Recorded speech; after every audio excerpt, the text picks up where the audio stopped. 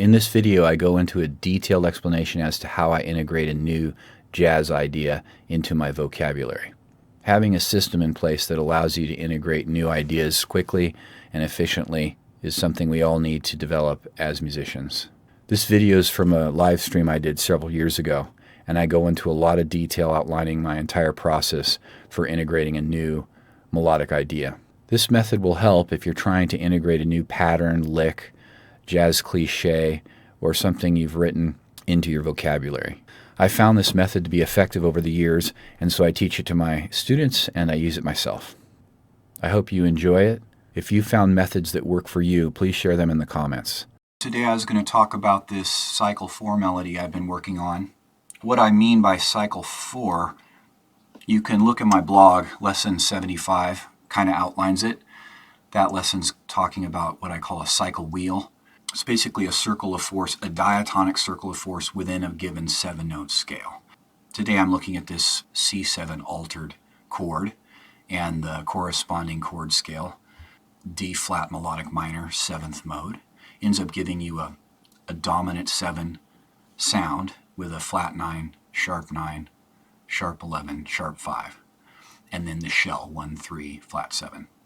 So this cycle 4 melody, basically each note is a fourth away diatonically in the scale.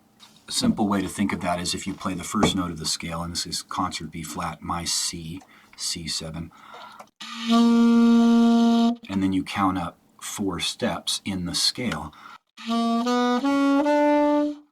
is the third by counting up 4 notes, and then 4 more notes, and that's the flat 7. So the first 3 notes of this cycle 4 melody are 1, 3, flat 7. The next note, 4 notes up, sharp 9. Then 4 more notes, sharp 5, 4 more notes, flat 9, and the last note, 4 more notes, sharp 11.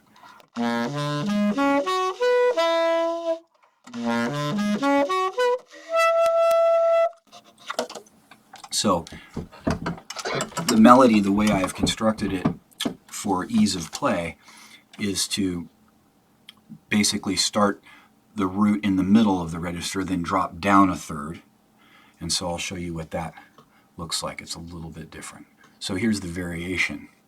The variation goes down to the third, up to the flat 7, up to the sharp 9, up to the sharp 5, down to the flat 9, and then up to the sharp 11. So that puts it more within the range as a major 10th.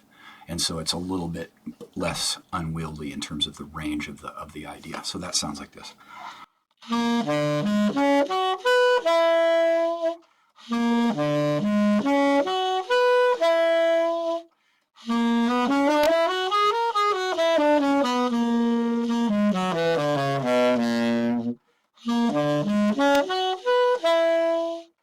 So again, cycle 4 within C altered, in this case, concert B flat altered.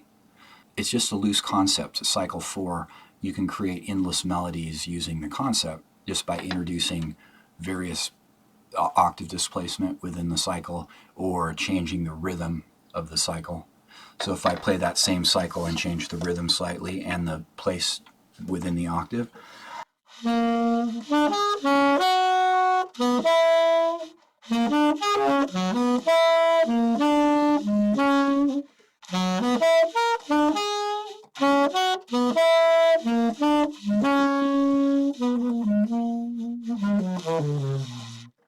you get the idea. It's just a loose concept that can elicit a lot of creative melodic ideas and interesting intervallic ideas as well. The way I practice this is first by obviously conceptualizing it, and I usually do that at the piano.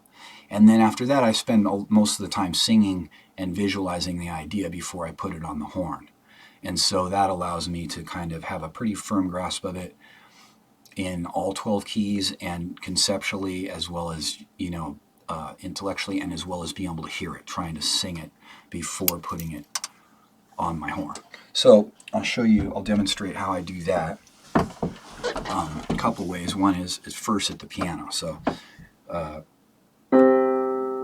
here's the idea at the piano. So I'll put it back, I'll put it in concert C now since we're looking at it, this sheet music. So 1, 3, flat 7, sharp 9, sharp 5, flat 9, sharp 11. And then the way I orchestrated it was 1 down to the 3rd, up to the flat 7, up to the sharp 9, up to sharp 5, down to flat 9, up to sharp 11. So, the easiest way to sing this at first is by pitch matching. So you're just going to go, sometimes maybe over a C drone. Da, da, da, da, da, da, da, da, da, da, da. And if you can't point to the notes and sing them, then just play them and sing them back. Da, da, da, da,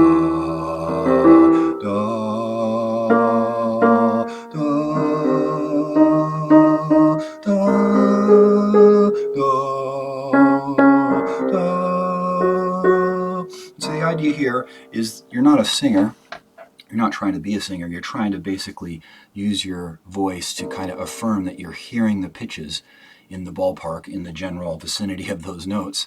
And you'll know if it's feeling close enough to warrant that you're hearing it. It needs to be specific enough so that someone else could arguably transcribe it and know that you were singing the 3rd and not the sharp 9. So,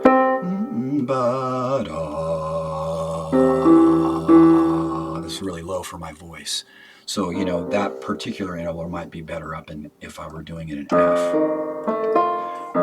Da da ba da da ba da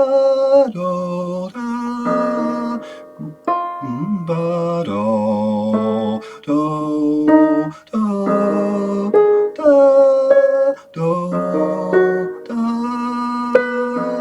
So there it is in F. And so the idea is before I pick up my horn, I might spend, in this case, on this exercise in particular, I did this for 2 days before playing it at all on my horn. And basically, for me, finding a range that I can sing it in, so this is a pretty decent range for me, F, concert F, and then visualizing it and singing it through all 12 keys. That's how I did it. So over a drone and even a shell, 1, 3, 7 or 1, 7, 3, singing it over a shell, 1, 3, 7, or you could do it. You can literally sing along with it, make a sing along, maybe record yourself playing piano or use a MIDI file, sing along to that. You want to sing slow enough so that if you're doing it a cappella, you can get in the ballpark with those notes.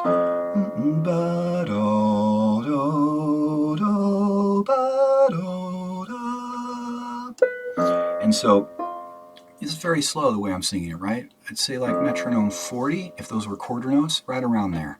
And generally speaking, when I do this singing exercise, if it's hard, in this case the diatonic fourths in F altered, or G flat melodic minor in this key, metronome 40 is fine. You don't want to go fast. You're not trying to sing like Bobby McFerrin here. You're just trying to get your ears trained so that when you put it on the horn, you've already done all the work that you need to have done so that you're hearing it with a lot of clarity. And then when you're playing it on your horn, to a large extent, you're not just thinking and using muscle memory. You're actually hearing and playing by ear the melody on your instrument. So the argument is that doing that allows the instrument to become more or less a megaphone for your inner voice, your mind's voice. And that's, to me, what self-expression means. So when they say finding your voice on your instrument, to me, that's exactly what that means. It means literally singing in your mind or audiating the sound in your mind while finding those notes on your instrument in real time. So it's a difficult art form, and it's endlessly interesting and challenging, and so I think that's why it's such a compelling art form. And so you never run out of challenges and the interest remains high throughout your life. At least it has for me so far. Let's put that through another key. So we'll go to B flat. Da, do, do, do, dee, do, da.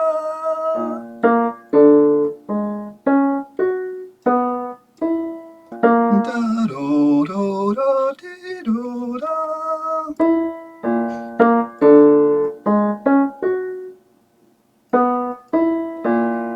So we'll go to E flat. Ba, do, do, do, do, do, do.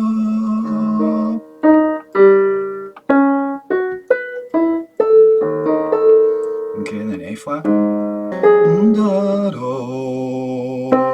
do, oh, ah, ooh, ah. Da, do, do, do, da, do, da.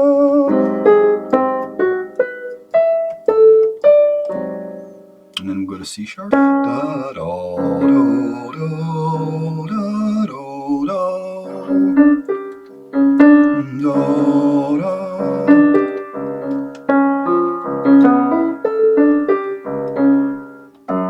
F sharp.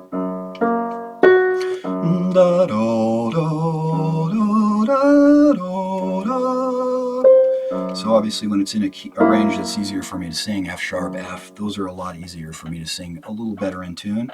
Once you have your instrument in your hand, you're going to have a lot of leverage, especially if you've done this work up ahead of time.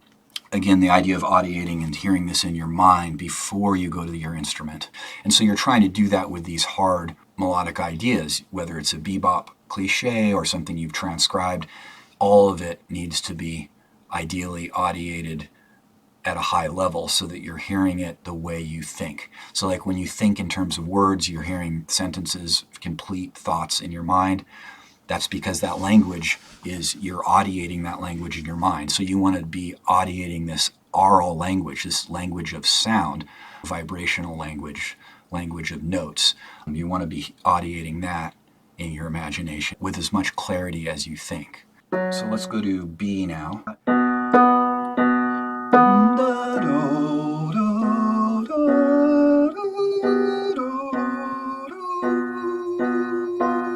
That's better.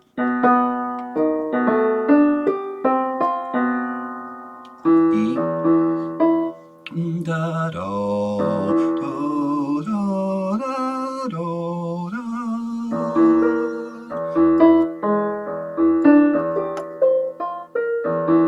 A.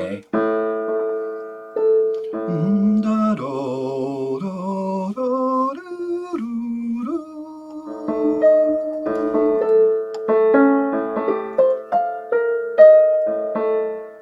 And then D.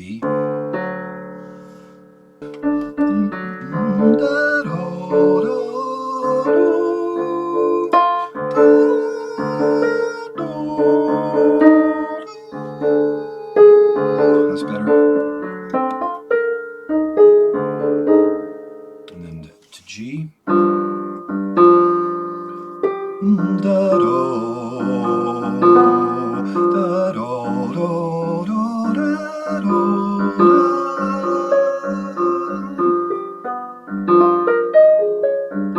And then back to C. Da do do do.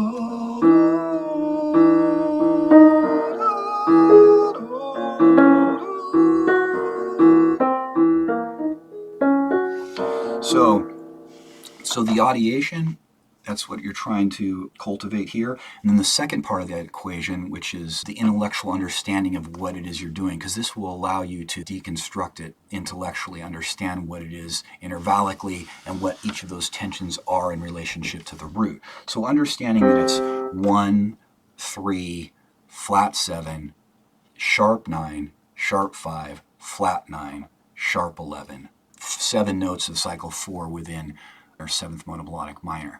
And so understanding intellectually allows you to think about it in different keys, think about its structure, and then maybe manipulate and change the structure depending on how you want to use that altered sound. So after doing that for a couple days, I started just playing it on my saxophone, and nice and easy. Again, you're not trying to cultivate muscle memory yet. You're trying to just cultivate the link between what you're hearing in your mind and your fingers and the instrument. So I usually try to play at exactly the speed I sing it, and that helps mitigate the tendency to play faster than you're hearing. So saxophone, all instruments, we can play them with our fingers and our eyes way faster than we actually sing, and sounds slower than sight, so to speak. So you need to slow down in order to make sure that you're actually audiating the notes before you hear them. So here's how I might do this. So I'm going to be going back to concert B flat, C for tenor. So I might start by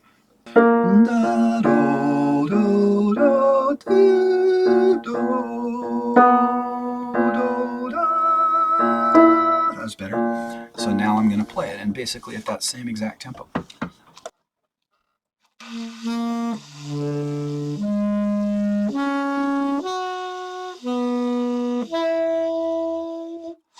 So I don't know if you can tell, because it's hard to tell when people are audiating, but I'm hearing the notes in my head just before I play them.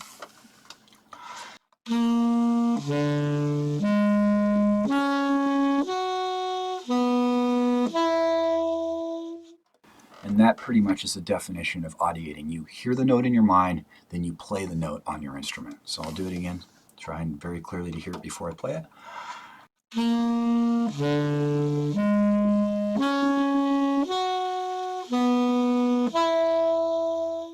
That would be me practicing it in concert B flat. At this point, I'm not putting any rhythm to the exercise. I'm just trying to connect my ear, my mind's ear, with my fingers. So now I'll go to the next key, to my F, which is concert E flat. So this is the scale.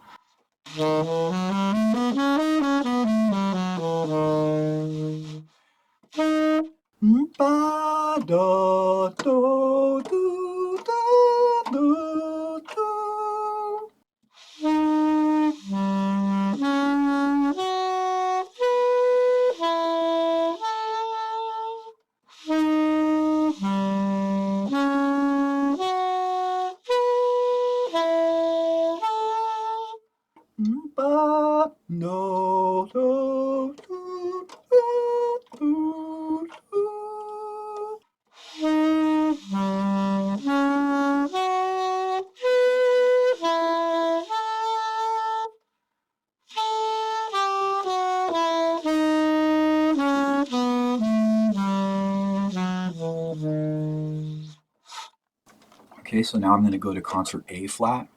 That's B flat for tenor, F for alto. Da, da, da, da, da, da, da.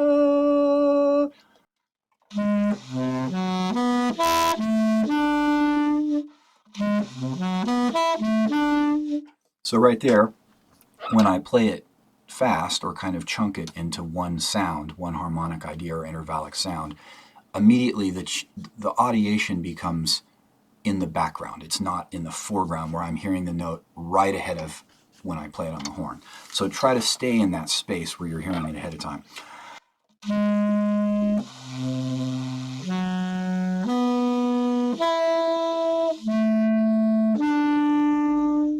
To me, the real leverage is working on the audiation aspect of the art form, which is to me the hardest part.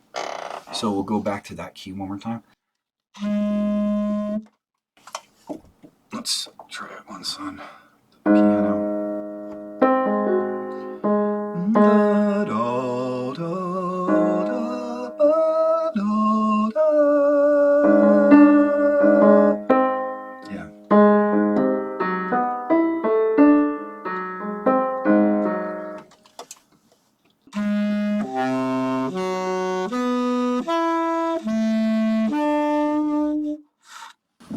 Okay, so I'm going to go to the next key now. It's E flat for me, concert D flat. A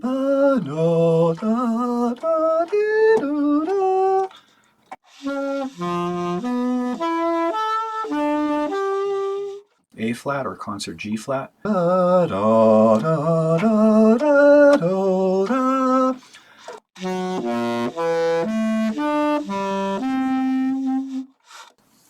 next key, which is my C sharp, or concert B. Da, do, da, da, dee, hoo, do.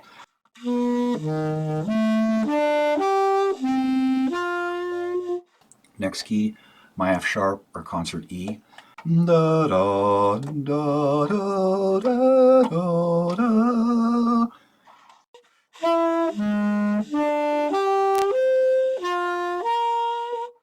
Again, just hearing the note just before you play it. Eventually, when you're getting really comfortable with this idea, if I keep working on this for a few more months, the audiation will be kind of integrated where you're hearing the note as you're playing it. And it just feels like singing through your instrument. It doesn't feel like there's any deliberate effort to think of the note beforehand. You're just hearing the note and playing the note at the same time. So to me, that's the ideal state. And you're going to be coming in and out of that state when you improvise. I think the players that are the strongest are the ones that can kind of stay in that space most of the time. The kind of highest percentage of success, I think, elicits great musical results. Things will sound really musical, really melodic, regardless of the technique behind it. You know, someone like Paul Desmond would be an example, Bill Frisell, and then people with more chops like Sonny Rollins is like this, Charlie Parker. People who are clearly able to audiate and play what they're hearing in their mind at a very fast tempo. But regardless of the tempo, it's going to sound really good when this is happening, when you're hearing the line in your mind beforehand, because it makes it musical. It to me, almost defines musicality. Okay, so the next key would be my E. Da da da da da da.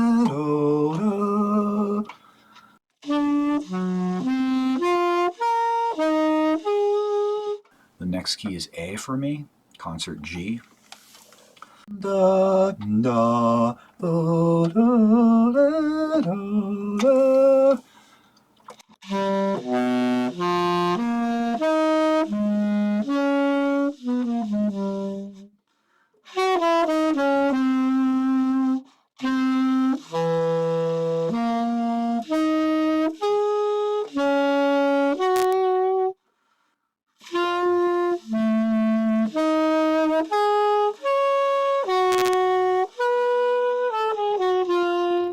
So that's literally playing it through all the keys, singing, playing, and again, the steps simple.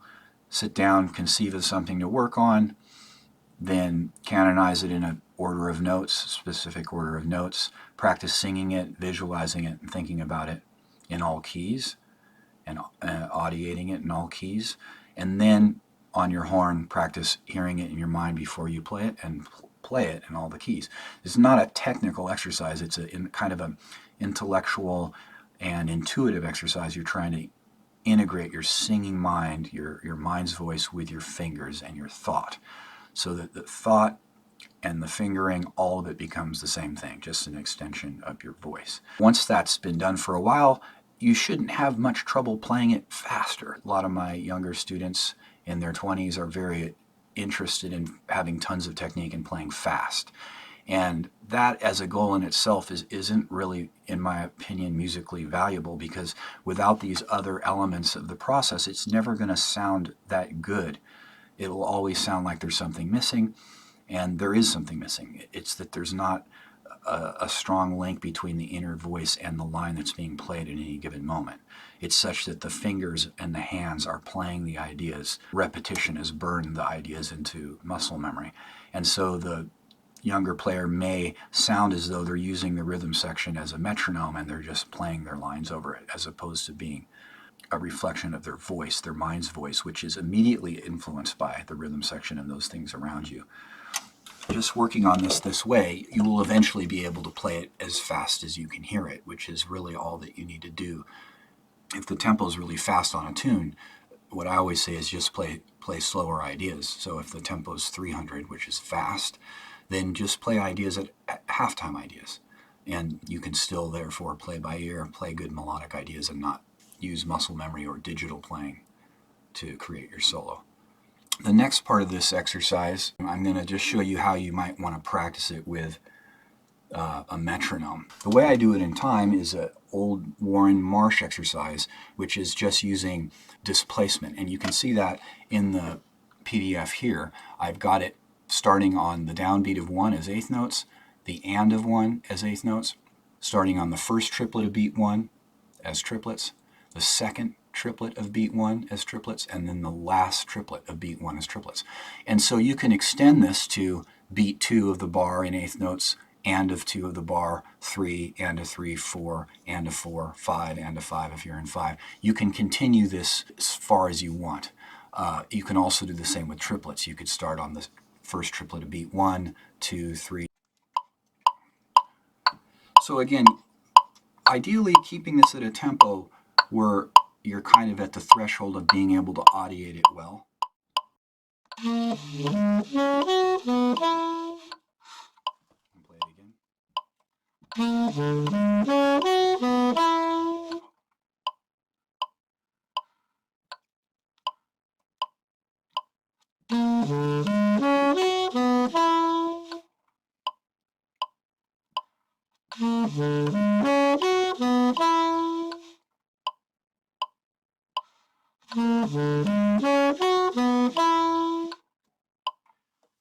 And so that's on beat 1.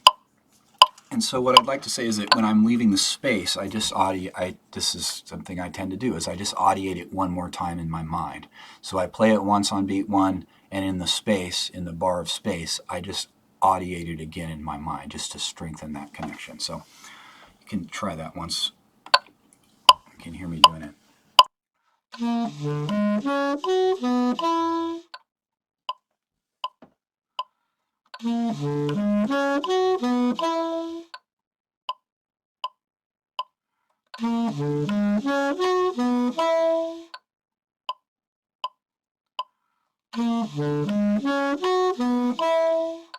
That would be an example of the melody starting on beat 1, all eighth notes.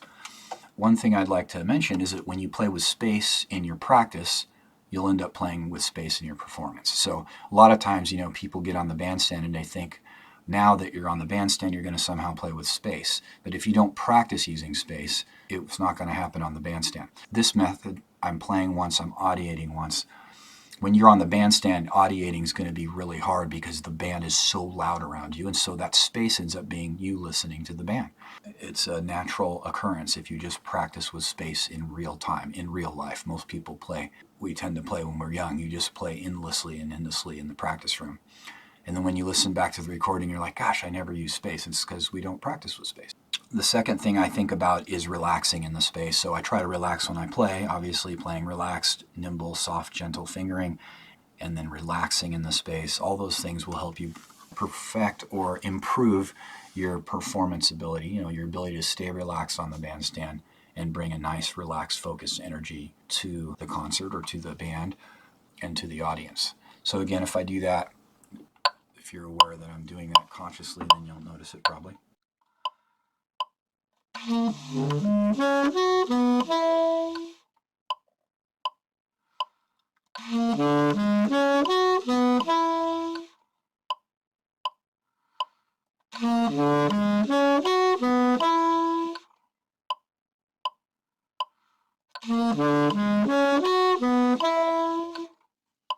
And so then the last thing to think about when you're doing this is just your articulation. Do you want to tongue every note, like some of those early Dexter recordings, or even those early Train recordings from the 50s, where he's tonguing every single note with Miles? Dexter does that too. Or do you want to slur everything and really expose your finger technique? So if you slur everything, you're going to hear all the little inaccuracies in your fingering, which is a great way to improve your technique, is to actually slur everything so you can hear how much your tongue is hiding in your hands. So, for instance, if I do this slurred, you'll be able to hear the limits of my technique.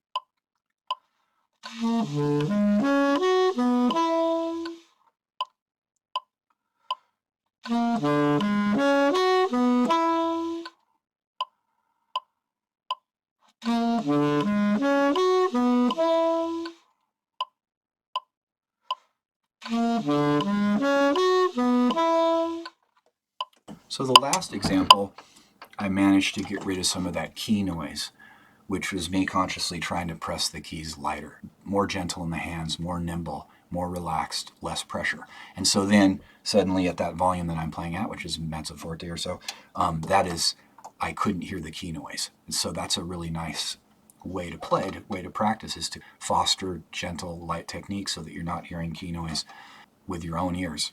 You can also put a mic to the bell and use headphones, and you'll really hear the key noise, and you'll realize how hard a lot of us tend to play, really hammering into the key bed. So you're trying to get rid of that habit. Make sure your horn's not leaking at all, which will help. Okay, so that's one way of tonguing. If I do a light legato tongue on every note, it might sound like this.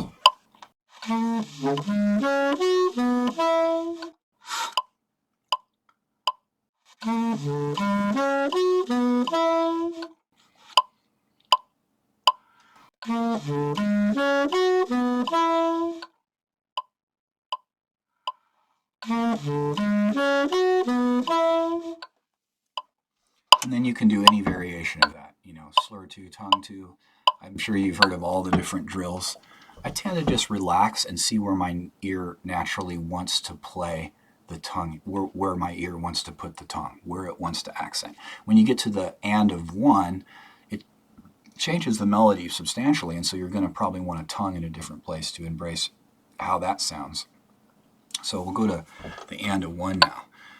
When you're first starting this exercise, make sure you're hearing it on the and of 1. 1, 2, 3, 4, 1, da, da, da, da, da, da. 1, da, da, da, da, da, da, da. 1, da, da, da, da, da, da, da. 1, da, da, da, da, da, da. 1, 2, 3, 4. 2, 3, 4.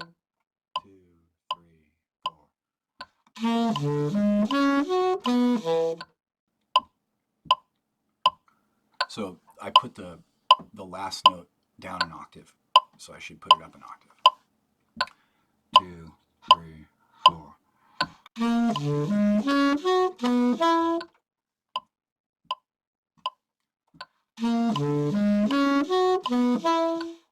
There we go.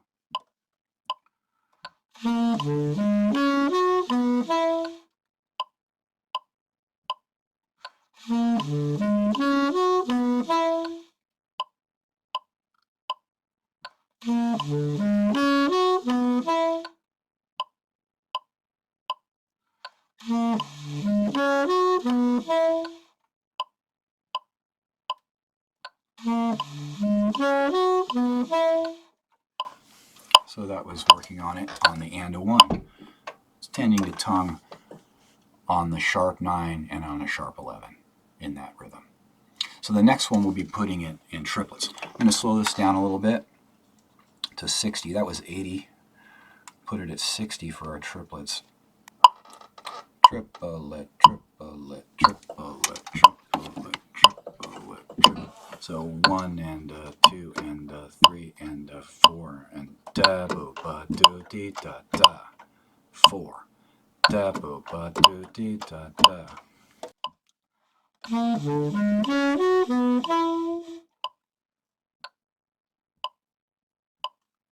4. Triplet starting on beat 1.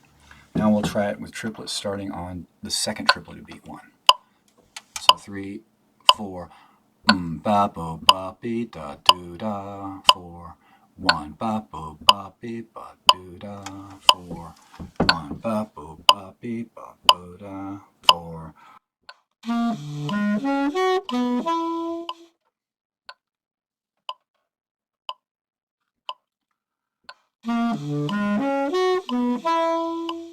The little iteration I like to do is third triplet of beat 1.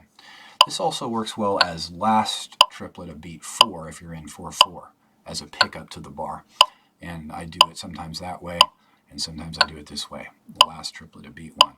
So da da ga da da ga. So 1 da da da da da dee da, or 1 da da da da da dee da, for 1.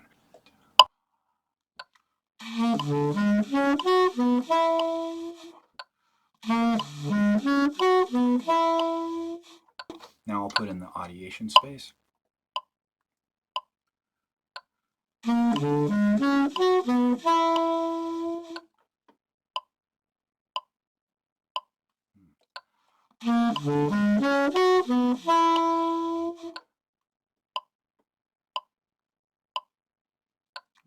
So that kind of gives you an idea of the entire process if I'm working on a new idea.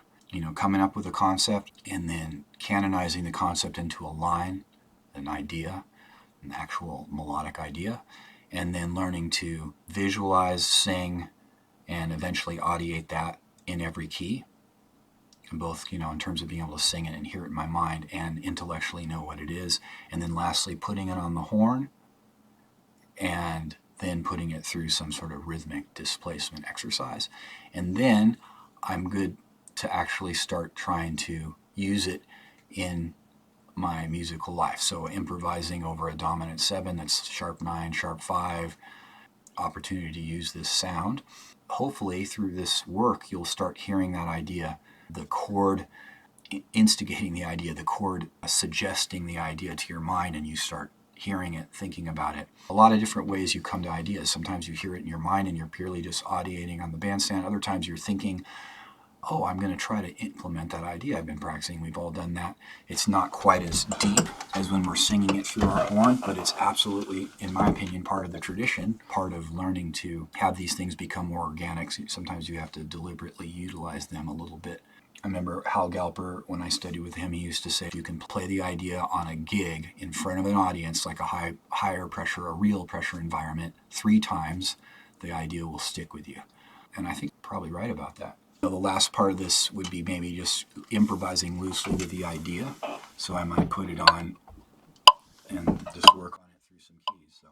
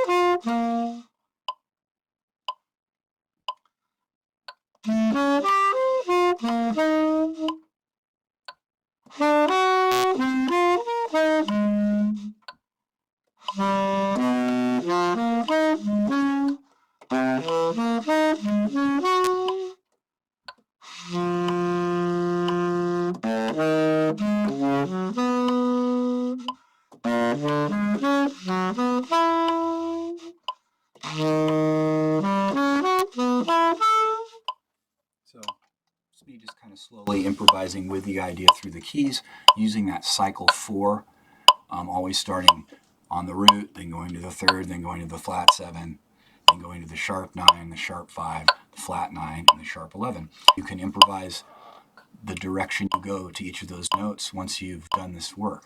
You should have a pretty clear understanding of the intervallic sequence that you're working with. And so changing octaves shouldn't be too hard. Changing rhythm shouldn't be too hard, especially if you've done this displacement exercise. You'll be able to hear each of the notes on any point in the bar, in the subdivision. That's it for today, and have a great practice week.